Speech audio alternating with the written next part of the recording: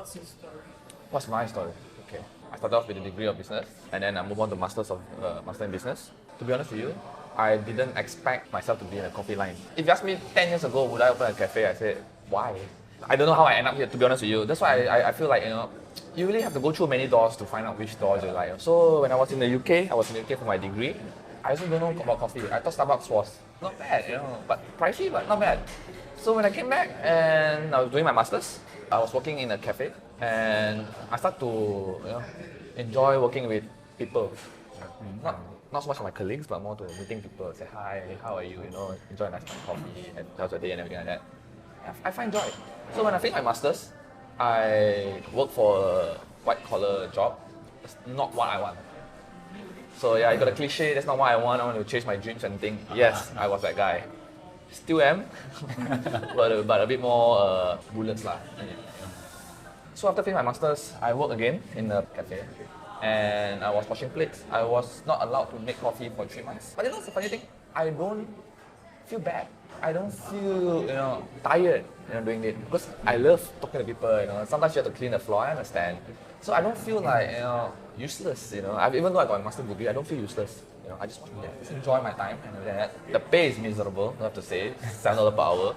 I realized that a little bit too late when I realized, because sometimes when your parents pay for you, you don't realize how valuable money is, right? But when you work as a barista, you actually take note.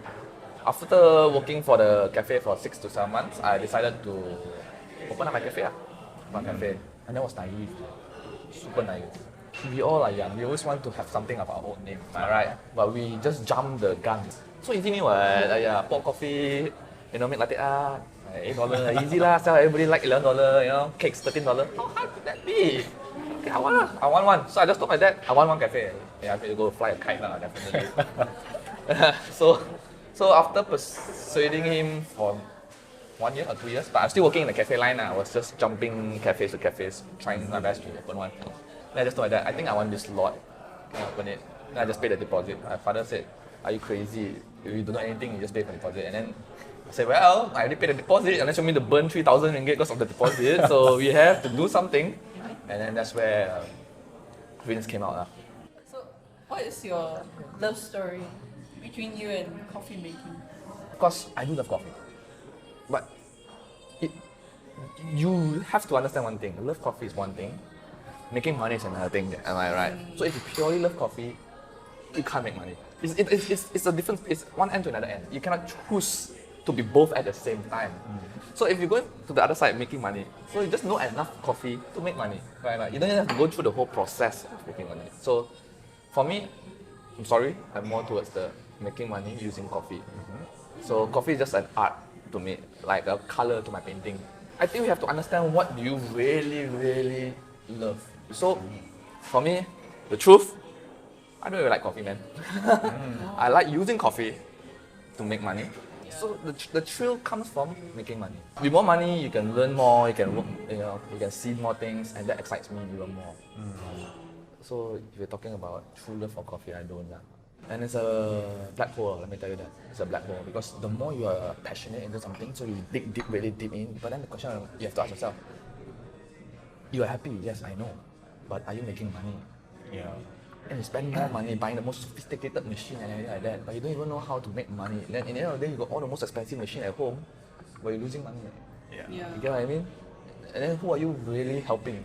Who are you really helping? Are you helping the industry or are you just making yourself feel better? So when you want to fix problem, let's say for example, you got a problem like why there's no crowd, why nobody love my coffee and everything. So since you're in the black hole, you don't ask questions outside of your comfort zone. And you always ask yourself, maybe my coffee is not that great. Or maybe the way I roast my coffee is not great. So you keep on fixing a problem by using coffee as your reference point. Because you really suck all the way in, am I right? But maybe it could be just because your aircon isn't cold enough. Think of that, yes. Maybe your parking is miserable. No one can get a parking, No, but since you already, you're in the black hole, you don't see all this stuff. So you have to be careful with that, with your passion. It's a double-edged sword, definitely. It's a double-edged sword. So what's the inspiration behind Rinse? Like why Rinse? Let me tell you a funny story. Rinse has no meaning. Oh. I have no idea why I named it Rinse. It was just spur of the moment. I went to register my shop. I have a lot of names. And then when I reached there, I just forgot all. I don't know why, I didn't write it down. So I just went, can I use 5 senses? Oh, taken. Can I use 4 senses? Taken. Can I use this? Taken. Everything's taken. I'm like, wow. Okay. Well, then the guy said, you better give me an answer in an hour time, or not you have to skip your number. I'm like, holy. I have the first thing, I have to re-queue in the line again. You know what? Rinse. Like I was saying, I was spending my time most of the time washing cups, so every time, Mervin, go rinse the cup. So That's like so ingrained. yeah, it's ingrained in my subconscious, you know what I mean? But funny enough, rinse had the ring to it, you know? Rinse had the ring to it. But of course, we have a difficulty in the first half. Everyone thought we are a Dobby. Everyone thought we are a hair salon. That makes sense. I just. Yeah. How long do you see yourself doing this? I think every entrepreneur, anyone who's passionate about something, will always neglected burnout. The famous measurement for success is always, do you have enough capital? Do you have to have knowledge? Do you have enough experience in opening up a cafe? But they forget about burnout. Because you can't be doing 5 years worth of pouring coffee and still say that you have the same passion for the next 5 years. If there's no business and your business is bad, obviously it speeds up the burnout rate, am I right? Despite how much passion you have earlier. So we, as an entrepreneur, you have to calculate how your burnout, how long are you going to last in this industry for? And it's always a question in my back of my mind. Do you have like some ways you can help combat burnout or something? First of all, like I said, stay away from operation. Start to move from the hand skills to your brain skills. For your management skills, start moving away from the physical work. Second, of course, you have to start reading more about other cafes, not only Malaysia, international as well. So start to read more and always find inspiration. Please do not find inspiration from the same industry. Always find inspiration from outside industry. I'm not even talking about ice cream. That is still in the same industry, F&B. Am I right? Let's talk about architecture, vehicles or anything else. And then you start looking inwards and outwards at the same time. Putting what you can learn from the other industry, putting into your industry. That would give you another hope again. Give you Prevent burning out. Yeah, prevent burning out. A lot of youngsters also these days, they don't have that kind of drive. Because of the internet age. Because they believe that with all this information out there, all I have to do is just Google. There's always plan B. There's always plan B. You get what I mean? So that's why they don't have the drive. It's like, okay, how if I ask you like, hey, can you cook me a steak tomorrow? Okay, tomorrow. I bet you're gonna Google it an hour before you give me an answer. Yeah. Right?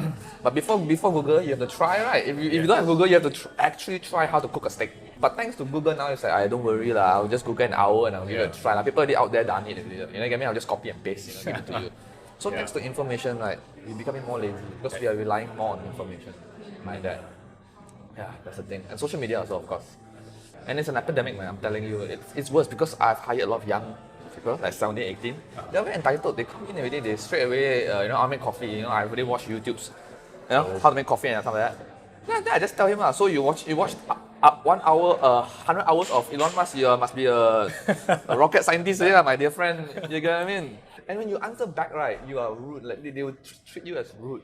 And that's why a lot of people use foreigners nowadays. And I don't blame them. That's why a lot of people say, why don't we hire local? This is the problem. How do you fix that? I can share a few tips on how to mold the millennials in a way. First of all, they don't take directions. They don't want to be told to do something. They don't take orders. If you say like pick up the cup, it feels like an order. Am I right? If you make them feel smart and if whatever they do is wrong and it's make them look stupid, they will understand even better. For example, instead of saying pick up the cup, go say that should the cup be there? And then they're like, oh yeah, shouldn't, right? And then what should you do? Keep the cup. You know what I mean? So if you really change your management towards this kind of concept, right, they will listen to you.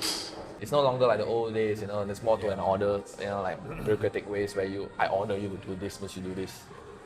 But nowadays you have to reason. You have to reason with them. And those who understand, they will improve, definitely.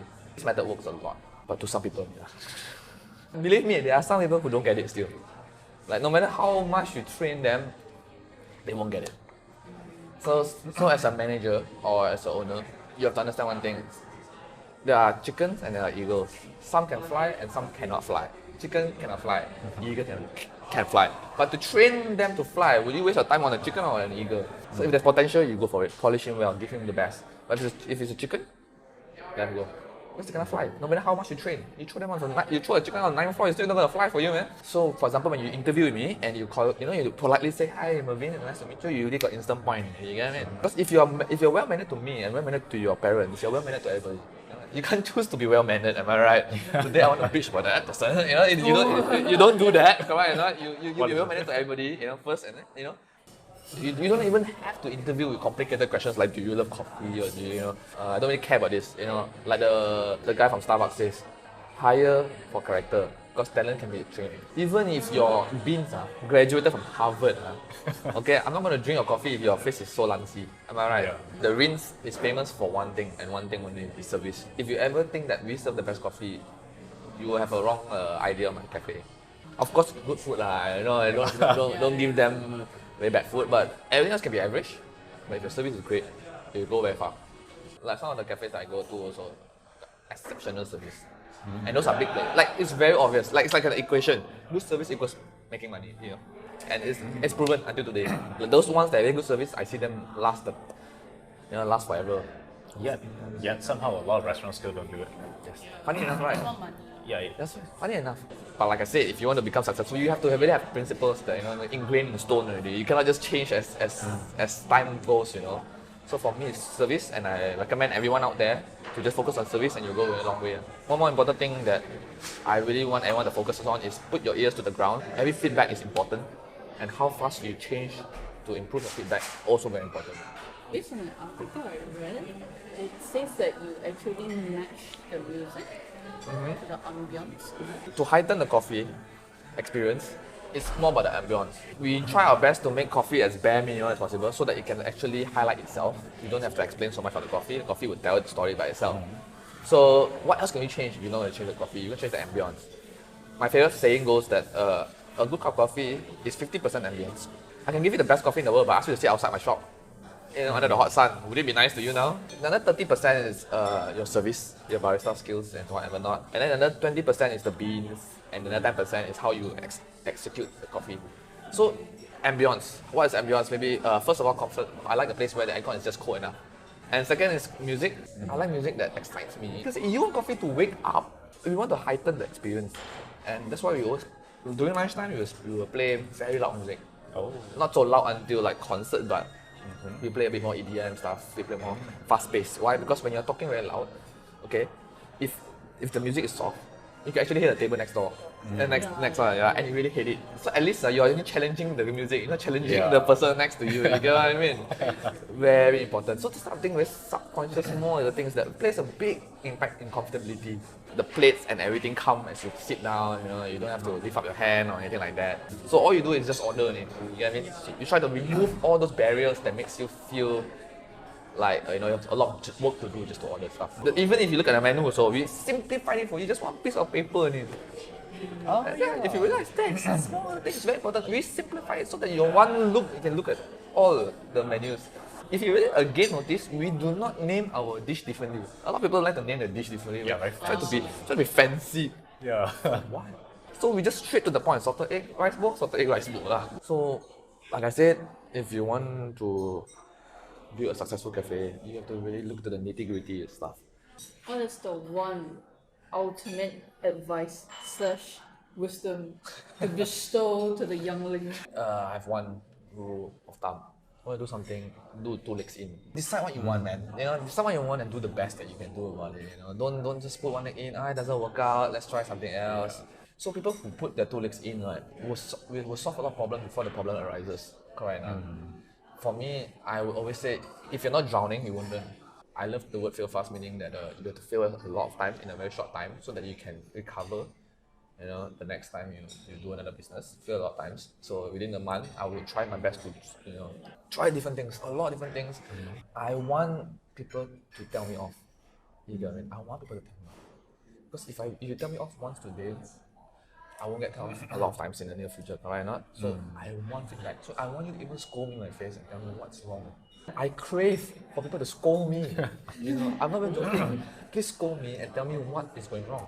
Crave for answers, crave for the true answers. And of course, put 2 leg in. Because when you put 2 leg in, right, it actually encompasses the whole thing. If you put 2 leg in, that if you're not going to make it, you're going to drown. Then only you start doing all these things. I would say this lah. Losing is just winning without a trophy in it, man. But don't take too long lah until don't take too long until you get demotivated and depressed lah. You get what I mean? You gotta fix yourself lah, How I improve my skills as a coffee maker last time is I challenge people that are way better than me. People call me stupid, arrogant, what the hell are you doing, bro? You're so far. I want to lose. So once I lose, I see how you win. I'm gonna beat you the next round. But if I keep winning you, then how am I gonna improve? Lose is better. You gain more than you win. Win and then you get pride. Or you lose, you get experience. Don't put your ego. Just ask what's wrong. Tell me there's something wrong. Let me teach you how to open up true feedback. It's very simple. You know something is wrong, correct? Let's say for example, you put too much salt and you said, give to someone. Is there anything wrong with it? People say no, right? It's fine, it's nice. But when you go like, is there anything wrong? I think it's too salty, right? Yeah. You get what I mean? Sure, you know something. When you do something, you should know something is wrong, right? Unless you don't tell me you're super perfect 100% of the time. You build something it's like, I know this would work. Yeah. So when I do something, I know what is wrong with it from my top of my head. And I just ask them, is that? And it's like, yeah, you're right. And they will tell me maybe a bit more, but at least I got an answer. Yeah, okay, so now we just improve it. So that's $1 million trick right now, to be honest with you. That's the thing I don't teach people, because I always say, what food makes me the most happiest that I pay for, and I'll be still happy with it. What food, again that's the question, what food when I pay, very expensive, and it's damn disgusting, but I still walk out the door happy? Guess what food is that? You know what food is that? My competitor's food. Your competitors, that makes sense. That's the thing. You go out there with the heart to learn, and you can pay and you still be happy because you're learning as the process goes, correct? So a lot of people just go like, wow, it's damn lousy, I don't come back here again. Change your mindset and all these kind of things, you go a long way. Hey, thank you very much. Thank you very much.